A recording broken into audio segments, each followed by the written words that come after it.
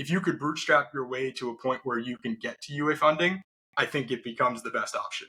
And in fact, most of actually the companies we're working with have raised VC funds. So it's not like this is replacing VC funding. It's more replacing growth equity fund. I still think it's 100% better than the other option because you again retain the shares and stuff. Exactly. The thing that I wanted to mention here, the devil in the details, is that you need somebody competent to spend it. It's 4 a.m. and we're rolling the dice. Matei drops knowledge made of golden eyes. Felix with ads making those coins rise. Jack up designs, worlds chasing the sky. We're the 2.5 gamers, the midnight crew. Talking UA adverts and game design too. Matei, Felix, Shaka bringing the insight. We're rocking those vibes till the early daylight. Matei, UA, master eyes on the prize. Tracking data through the cyberspace skies. Felix stacks dollars like a wizard in disguise. Jacob's crafted realms lift us to the highs. 2.5 gamers talking smack. Slow hockey stick, got your back. Ads are beautiful, they light the way. Click it fast, don't delay.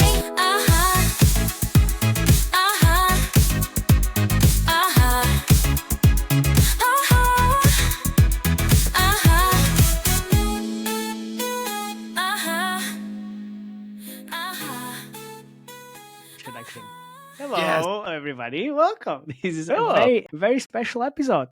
All the special episodes, but it's a very special, extra special episode because today we're going to talk about, Yak, what are we going to talk about? We're going to talk about UA financing.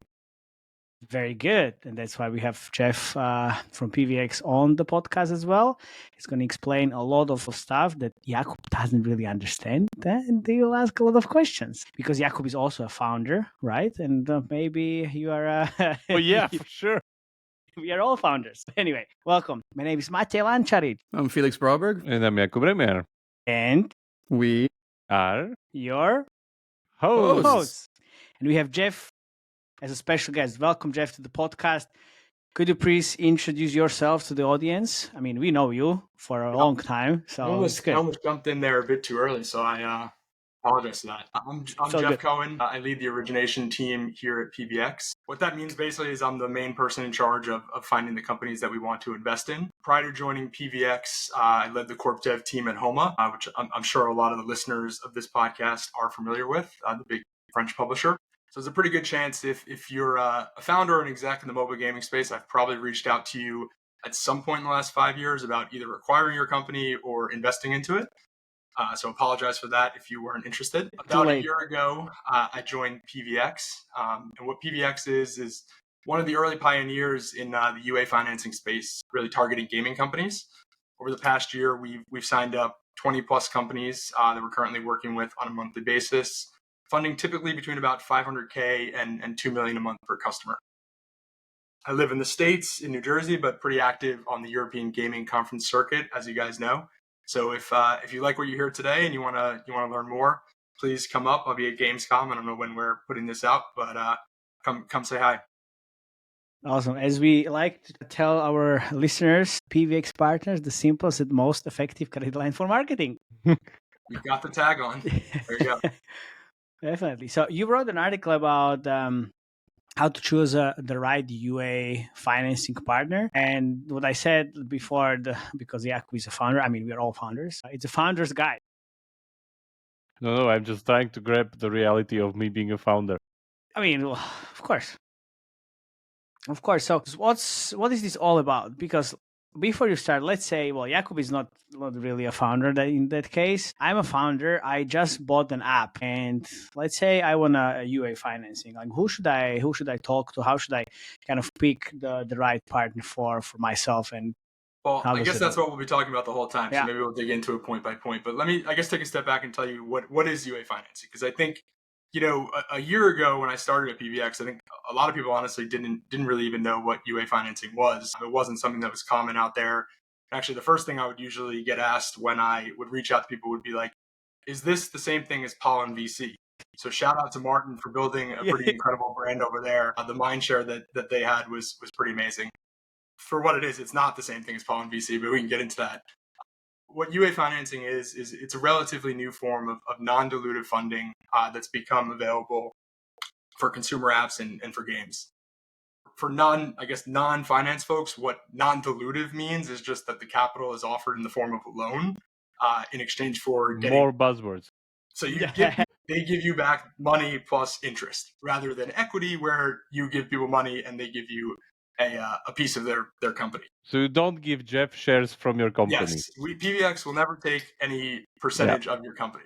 That's what I always say. You don't really sell your soul for money. No, it's That's great. That's it. To be honest, the reason we're hearing more and more about it now is because it's a solution that's really needed in the market. So as you guys know better than anyone, and the listeners to this podcast know, I mean, UA has gotten more difficult. Many companies, unless you're working with Mate, I suppose. Exactly. Thank you very much. The balance is tougher, and companies have seen paybacks expand, and it's just more challenging.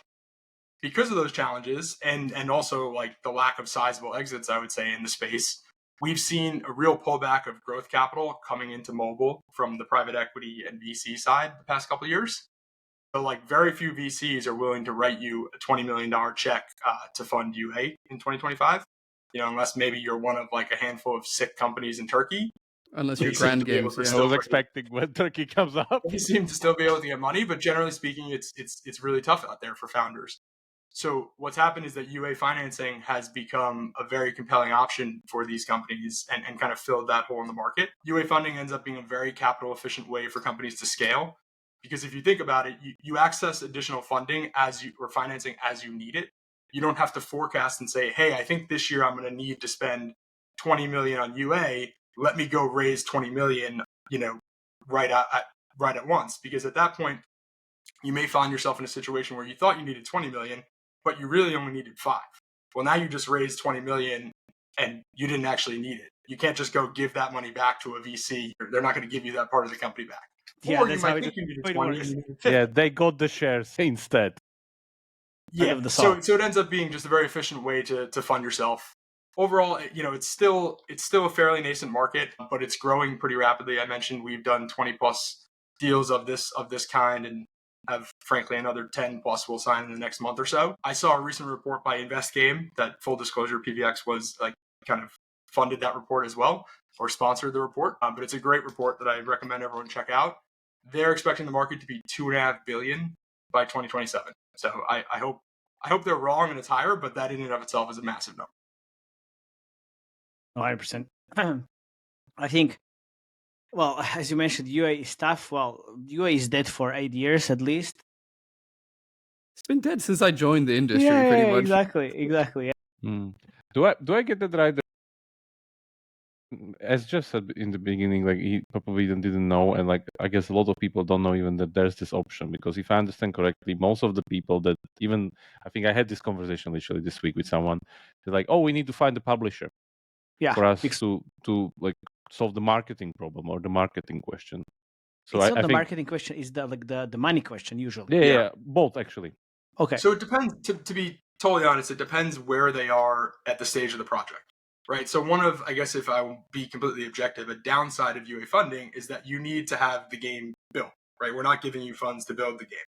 We're also not necessarily funding soft launch. We're not funding right away when you go to global launch. We need to see, several months, whether it's 6 months, 12 months, whatever it is. We need to see some quantum of data to make sure that we get our money back. So it's not like I'm not here to say the publishing is dead or this is 100% better than publishing. It just depends on for different companies at different stages. If you could bootstrap your way to a point where you can get to UA funding, I think it becomes the best option. In fact, most of actually the companies we're working with have raised VC funds. So it's not like this is replacing VC funding. It's more replacing growth equity. I still think it's 100% better than the other option because you again retain the shares and stuff. Exactly. The thing that I wanted to mention here, the devil in the details, is that you need somebody competent to spend that money because that's not on the publisher side. Yeah. Like nobody see anyone. That problem for us soon, so we don't have to worry about it. No, but like that's one of the big differences. Yes. Yeah. But assuming that what you said, the companies you get into contact with, or like most of the clients, I guess, are already past that point where you do need to see like positive ROI campaigns or like somebody that's like, oh yeah, we have a great game, by the way, lend us 20 million, like we spend it. I guess that's not the conversation, but like, oh, we have a great game, we have the ROAS, like we used to say on the podcast, like if you have a game that's printing money, get the mortgage and run it through it if you know how to do UA. Why do you need a publisher? So This is pretty much a better option than the mortgage. Yeah, the games we're funding are post product market fit. They're not in soft launch. They have proven ROAS curves, proven metrics. It's now just about putting more fuel to the fire. Yeah, I was talking about the ROAS like cohorts and like how that works with ZJ when he was here on the last episode, because that was quite popular. That was a great episode. So let's say I have a game and I'm meeting the cohort criteria. How much money can I get? Well, I guess first of all, I didn't really want to make this necessarily a pitch about PVX. It's too late. I mean, we typically work with companies between starting at around 100K a month and then up to 2 million a month when they start working with us. Once they start working with us, they can scale up into the several millions per month.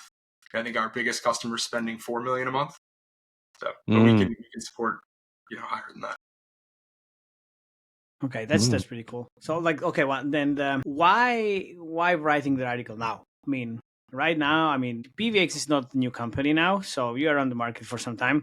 So how to choose the right UA financing partner? Like, why is it now the so interesting? Candidly, we're you guys may have noticed this as well. We're seeing more and more folks entering this market. Yeah. I think even today I saw another announcement of a new fund. I guess just to be clear, taking my PVX hat off, this is great overall for the space. Obviously, I think PVX is the best option out there, and we'd love to work with every company. But having competition in the market is clearly going to be beneficial for publishers in terms of pricing and the terms that they're able to get. But what really drove me to write the article and write it now was honestly this frustration that I was having, because I talked to a few different founders, and a couple of them had made comments to me sort of along the lines of like, well, money is money, and at the end of the day, I'm just going to take the cheapest rate, and that's kind of all I care about, which I get to some extent. But like now, having done 20 plus of these deals, I think that mindset is pretty flawed. Obviously, pricing is important, so I'm not trying to sit here and say don't care about price. But I think there's a lot of other things that people should consider. And so I kind of put this together in a bit of frustration one night, and then it turned into a blog post. And actually, the founder that said that to me, I think we are going to end up working with him. I'm not going to say who it is, obviously, but of course. So I'm happy that we will hopefully win that deal.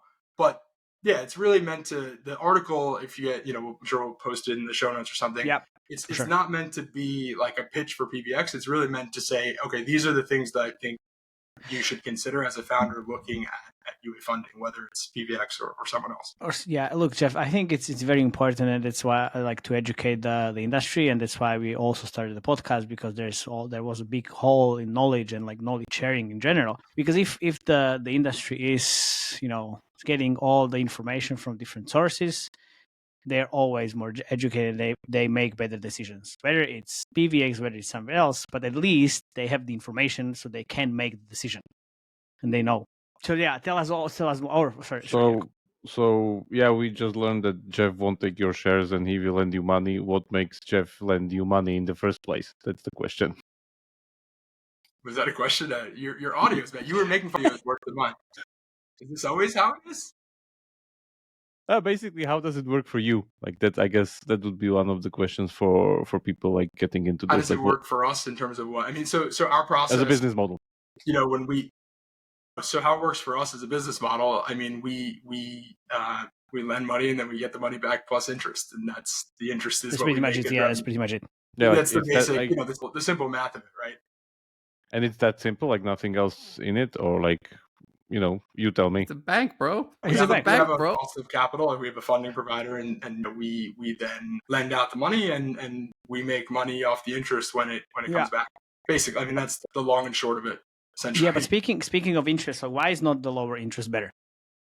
Yeah.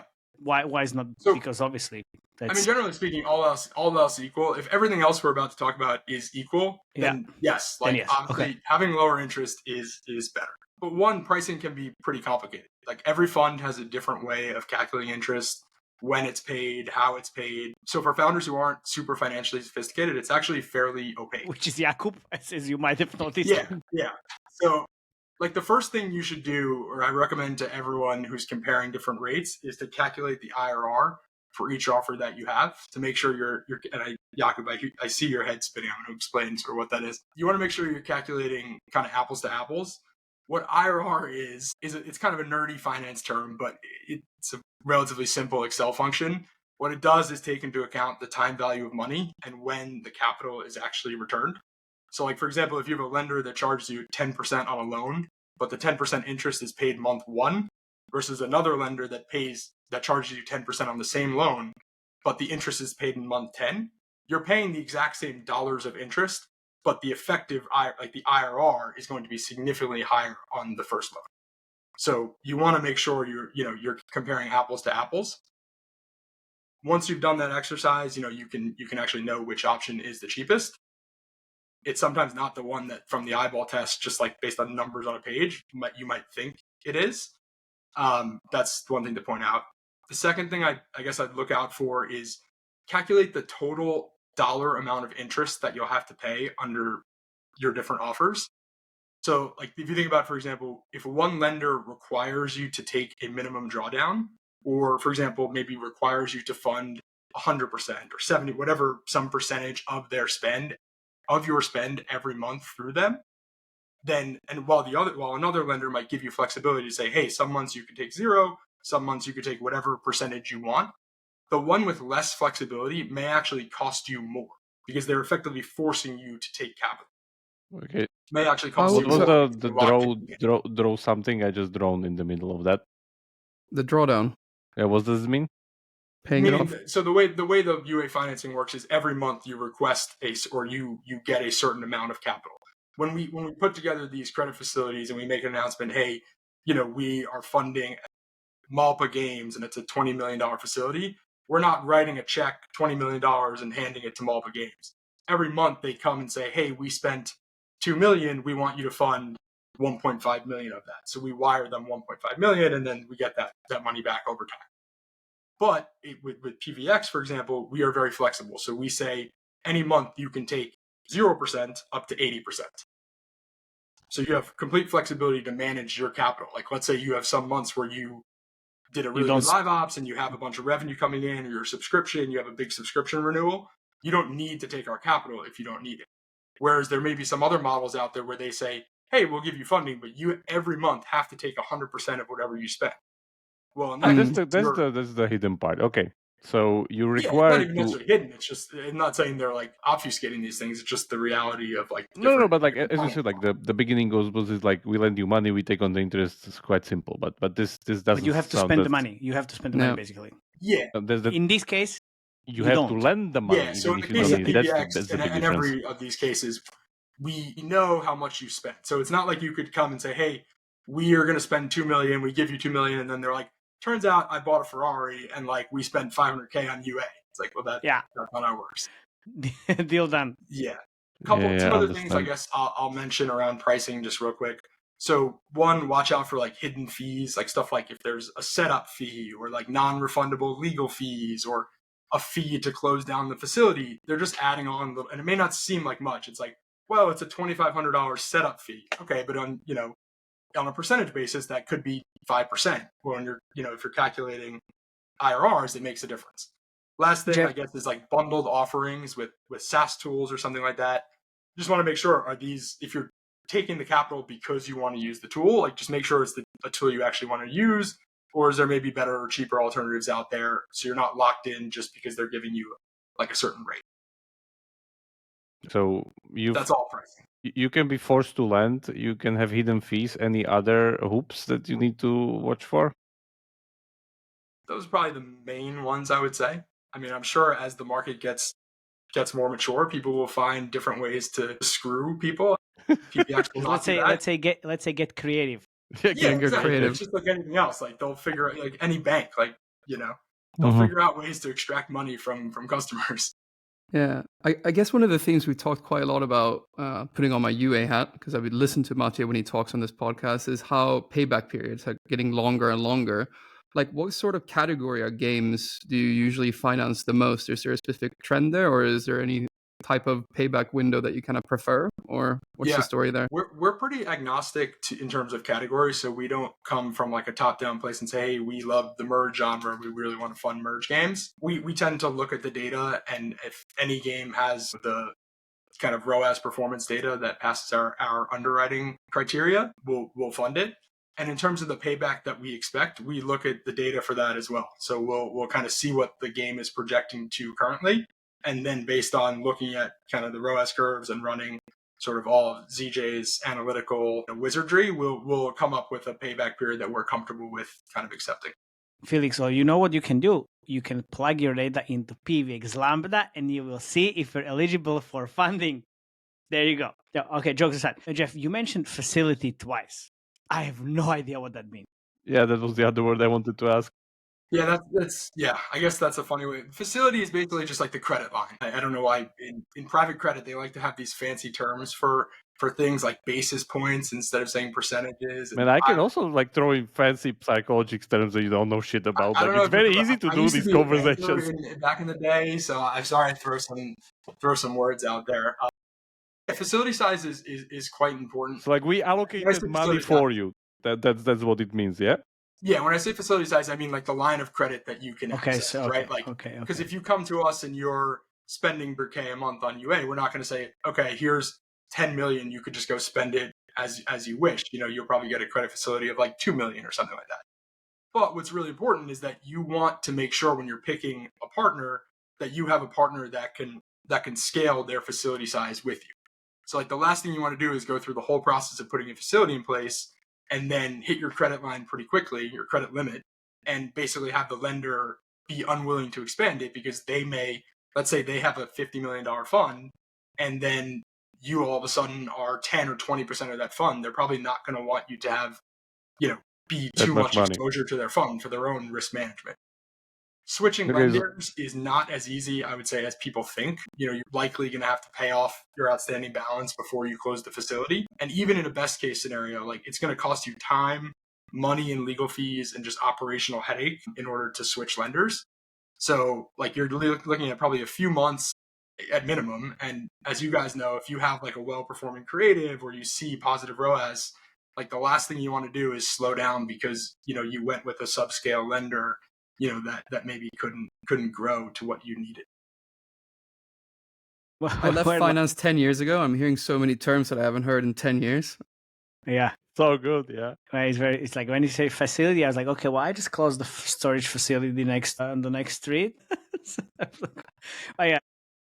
It makes sense. Lenders, like if we take all the fancy versions, basically like your mortgage can get bigger if you need it.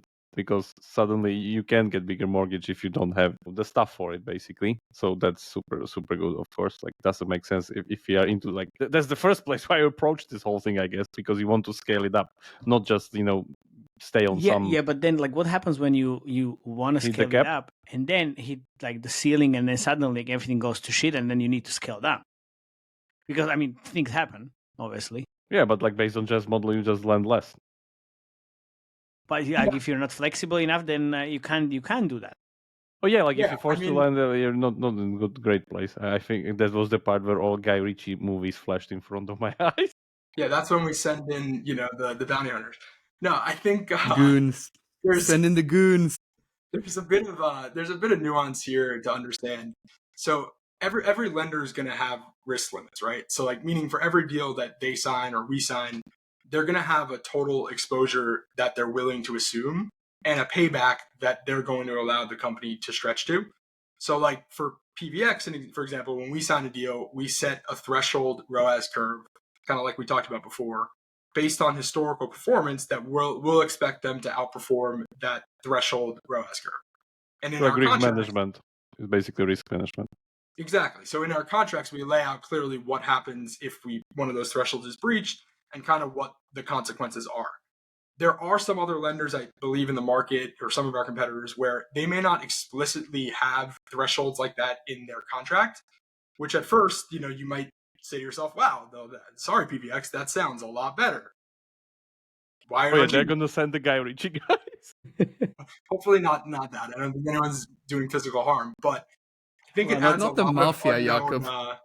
I think it adds a lot of unknown risk for you as the borrower, because if you don't know what the lender's risk controls are and how comfortable they are at different paybacks, you're at risk that you might have your payback go from like 4 months to 6 months, which you're totally comfortable with based on your ROAS curves, but your lender decides for some reason that doesn't fit their risk model, so they decide to pull their funding. So not having that clearly communicated and put in a contract up front, I think would open folks up to a lot of uncertainty and potential, challenge in, once I can already hear Darth Vader with like, I altered the deal. Don't force me to alter it again. For what I'm kind of hearing, it reminds me my discussion with Zeno Frontier Ads, and he basically said, look, if you're a UA manager and you're gonna run a rewarded UA network, you need to ask a lot of questions, and you need to interrogate the rewarded UA partners.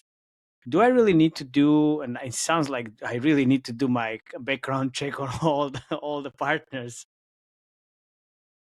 way before I kind of go to bed. I don't know about background check, but I think the counterparty risk is sort of real here, and this is a bit of like an interesting take from me, maybe, and it's kind of a hot take, so sort of spicy, maybe. I'd say from first principles, you always want to make sure incentives are aligned. So in my opinion, I think you want your lender to be lending you money because they're in the business of lending out money and then making money when they get paid their interest back. Not because they're using this as like some sort of loss leader, way to hook you in, to monetize you in some other way. I'd say we've seen over the past 6 months a bunch of different competitors enter the market. And like, without, I guess, mentioning specific companies, because I have respect for all of our competition, I'll paint some like edge case, worst case scenarios. So let's say your lender is a publisher themselves. Well, publishing is a much higher margin business than lending. Owning and publishing a successful game, you're going to make literally 100 times the amount that you'll make if you're just providing a game with UA funding. So this is a purely hypothetical example, but let's say this scenario. You start working as with a publisher, not as developer. Start working with a publisher using under UA financing agreement, not a publishing agreement, UA financing. You scale up your spends from $500,000 to $3 million a month. The game's crushing it. At that point, you've hit your credit limit. You go to them, you say, hey, I want to increase my credit line. I think I could scale from $3 million, to $10 million. They say, nah, sorry, we can't increase your credit limit. But actually, we'd like to make an offer to buy you. Well, obviously, now you're potentially you may be in a bad spot, because it's going to probably be tough to get other UA funding because you have a bunch of outstanding debt. You may be in a position where you have to take an offer or sell your company when you don't want to. So that's one example.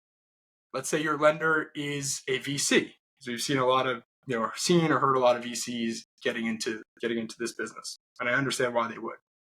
If they're not your VC, meaning they're not on your cap table, well, do you really want all of your proprietary data to be shared with someone who is also literally in the business of funding your potential competition? I think that's probably not something I would necessarily want to do. If they are your VC, so meaning they are one of your investors, this situation I'd say is a bit more nuanced. It may seem great to take non-dilutive capital from someone already on your cap table, but that already diluted you. For founders, I guess, listening to this, I actually think that may be a bad idea. So if you think about it, your VCs already have board seats and a fair amount of power within your company. Exactly. I'd be pretty careful giving more power to any one institution where they then own equity and they have the debt leverage over you. Because at some point, and you hope this never happens, but your interest and their interest may not be fully aligned. Like, what if you want to take an offer to sell and they decide they don't want to? Well, the last thing you want to do is just have them have additional leverage over you. And then I guess the last thing I would say, like, if the company is a SaaS company or doing, selling you an analytics tool or something like that, I would question, okay, how committed is this business to actually being in the lending business? Are they getting into UA financing just because they want to onboard you as a SaaS customer and they're willing to kind of give you a small amount of capital at potentially a lower rate to sign you up as a client, but then they don't actually want to scale with you. They just want to have you as a SaaS customer. I'd potentially be wary of that situation. That last example that still exists on the market. To be clear, I don't think any of the companies entering the space today, and I intentionally didn't use names, I don't think any of them have bad intentions or plans to hurt companies that they work with.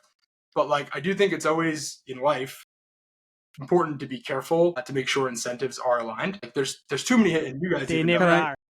Can I say a fun example that I had with a client? I think it was 2.5 years ago. It was a mediation provider. I'm not going to say who, but you probably know who it is. And the client I was working with, they got offered to stay on a mediation platform, to be paid out 6 months of that network's earnings, like estimated earnings for the next 6 months if they spent it on the UA platform. And then every 6 months, they basically redid that deal to make sure they always stayed on the mediation platform, which meant that they were always locked in. Yeah. Pretty. Yeah. I mean, we've seen so many examples, and I guess I won't name them, but you probably can. But like companies that sort of have been bad actors in the space, or just like built businesses using other businesses. Again, won't name names. Well, but welcome to the gaming industry. Exactly. And it's fine. There's nothing. And again, if they're giving you a better price than all else equal, and you go in knowing the risks and understanding it, there's really nothing. It's fine. But it's just things I would be like thinking about. You know, like I just want to make clear to everybody like why we're talking about this, because we are in the space for a long time. We are getting really old, so we've seen all of this. But people are coming into the industry and they don't know. And when I talk to like some of my clients as well, like they're very surprised. Like, I didn't know these guys are not really nice guys. Even that there's this option, basically. Exactly. Or there's an option like this. So it's not like we are kind of cheating on people. It's just throwing the kind of multiple options out there and the possible outcomes of it, just to make it clear. Yeah, like, but I think, like, from my perspective, like, the whole space is pretty much changing very much, because even if you take the whole publishing thing that we've been talking about, like, most of the times that I see and, like, talk to some of my clients is basically publishers are funding the teams to build prototypes for them these days, rather than just being the marketing analytical machine of the previous 5 years or whatever. It was always like, we need UA, whatever, something, so we find the publisher. These days, I think, is much more towards the, like, we have the lottery tickets with our developers, so we fund their, lottery ticket, and that's it. Because, like, the days of sending hundreds of prototypes to a publisher are over, basically. So that's not the case here. But yeah, like, sorry to barge in, but the last example that you mentioned, Jeff, like, that's real. Like, a SaaS company having this kind of lending facility, which is still the priority for the company to be a SaaS company and keep you as a client. Okay, that's interesting. It's not a bad thing. Think about it like CAC, right? Like, yeah, it's not a bad CAC, right? Like, it's pretty good. It's quite clever. Yeah. No, like for the company, yeah, but not for the, I guess, the developer, because again, no, it can actually be a great value proposition for the developer. I would just make sure that you know where their incentives are, know that they are long-term in the business, know that they can scale with you. But yeah, if you're working with a company already and they're going to give you financing at a very good rate, then it may actually be a very good option. So I understand, like, but just in this kind of a ladder of, like, you having worse and worse and worse leverage, this is, like, actually one of the worst ones. Yeah, exactly. Yeah. So I'm the founder, but I want to know if like I screw up and like things go wrong, is there kind of like anyone that kind of can share the risks with me? Because I mean, that's pretty important. Yeah. So this is something I think, people don't really think matters until it does, and then it's kind of at that point the only thing really that matters. I mean, people always think about the positive situation where it's like, oh, if I make the money back, how much interest are you going to charge me? Blah blah. But they don't tend to think about the scenario of like, well, life doesn't work like that. Life doesn't work like that. Yeah. So I guess this will get a little like nerdy finance for a second, but broadly speaking, there's two types of loans out there. So one is like secured and unsecured. Some UA financing is done as an unsecured loan. This is typically what we do at PVX. And so what that means is that the loan is actually not backed by the assets of the company, but rather only from the revenues from the cohorts in our funding period.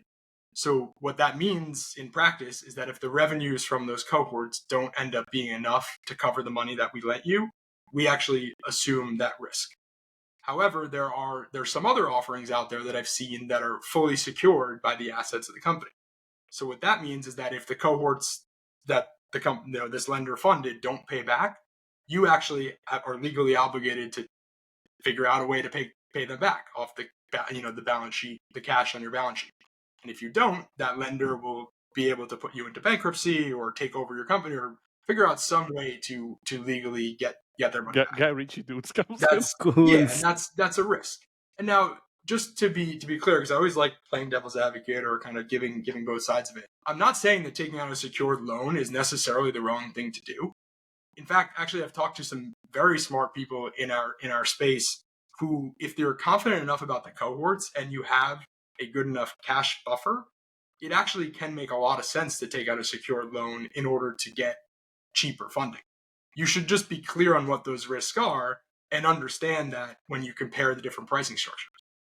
So like I've literally had customers who have come to me and been like, well, I have this cheaper offer from XYZ and, what can you do? This is cheaper than you guys. And when I dig into the details, it's a secured loan. So they're comparing an unsecured loan from a secured loan.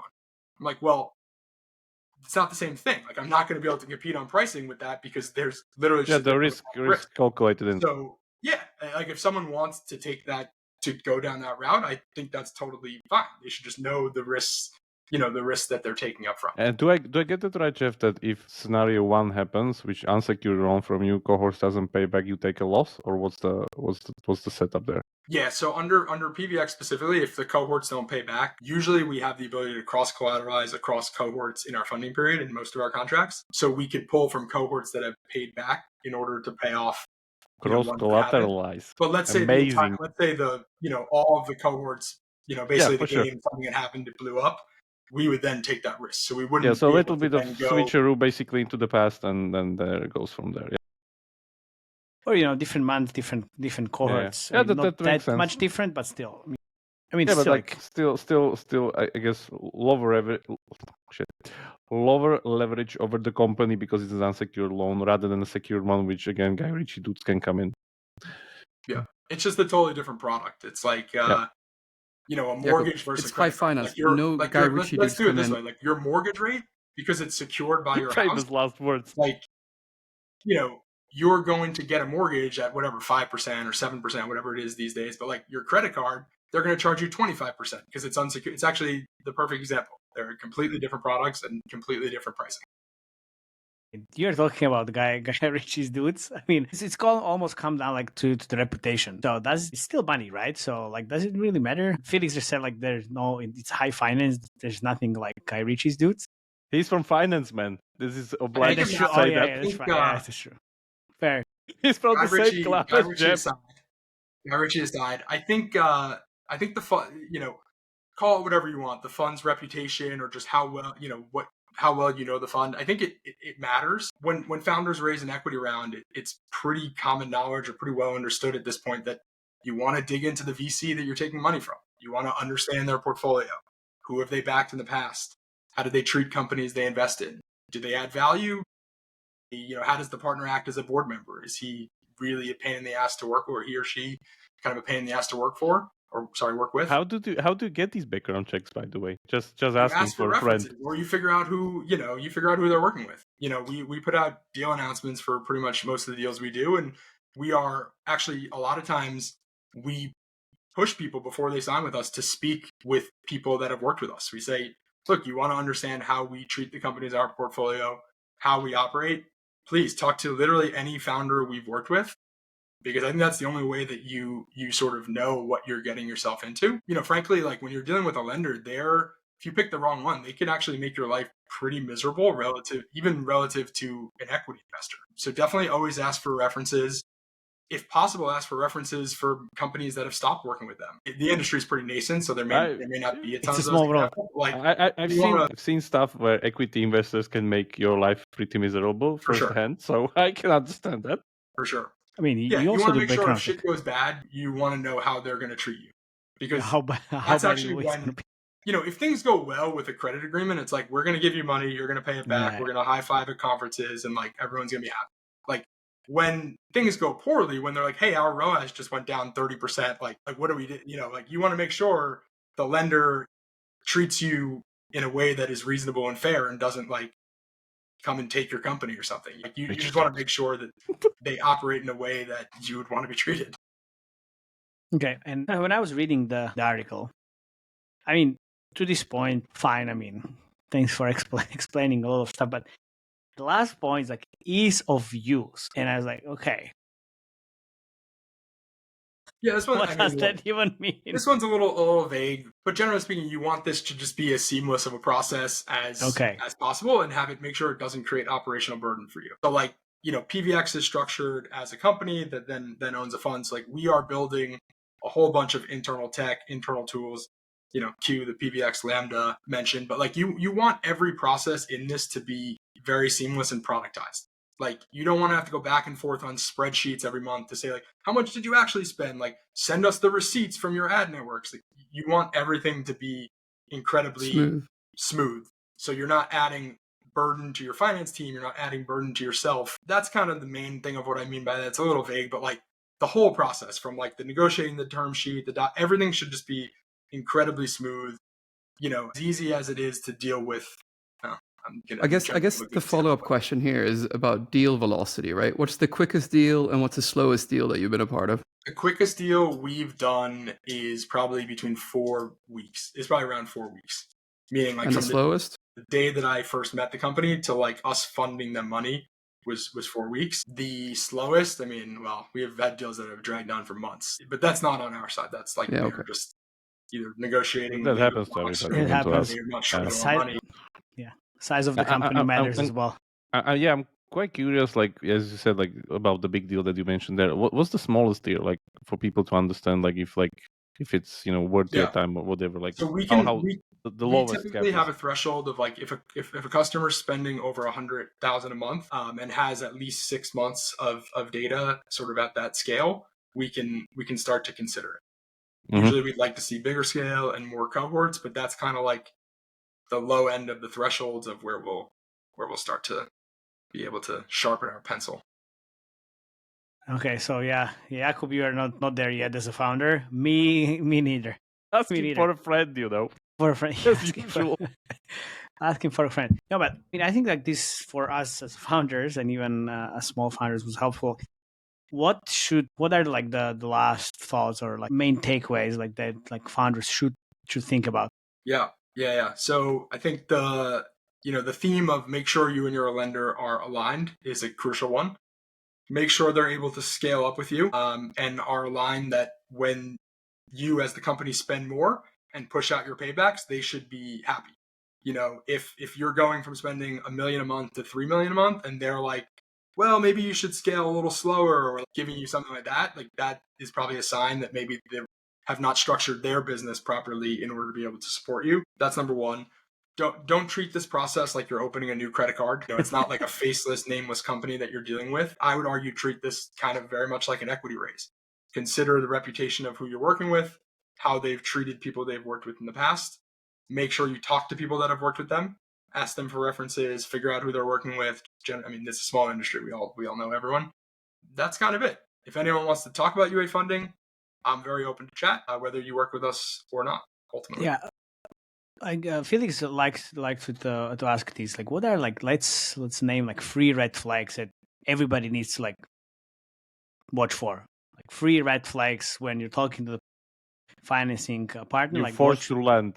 Yes, that sounds to me like the number 1 red flag. Yeah. If they have goons standing next to them. Yeah, that's like afterwards.